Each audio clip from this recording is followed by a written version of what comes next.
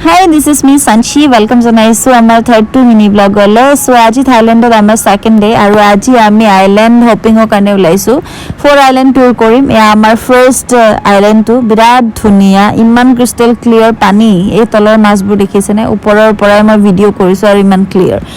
So next আমাৰ destination এয়া হৈছে ৰাইলা বিচ। বটৰ পৰা নামি কিছু দূৰ খোজকাঢ়ি যাব লাগে কেভৰ চাইডে চাইডে, আৰু গৈ পোৱাৰ পাছত ইমানেই ধুনীয়া দৃশ্য আৰু এক সে বাৰকাৰ এক হয় একচুৱেলি ঠাইবোৰ থাইলেণ্ডৰ। আৰু এনেকৈ 4টা আইলেণ্ড টুৰ কৰাৰ পাছত বেক কৰিলোঁ আমি লংটেইল ব'টেৰে এৱনাং বিচ, আৰু এৱনাং বিচৰ ছানছেট চোৱা কথাটো আছিলে। গতিকে এয়া চাইছেনে কি ধুনীয়া ছানছেট।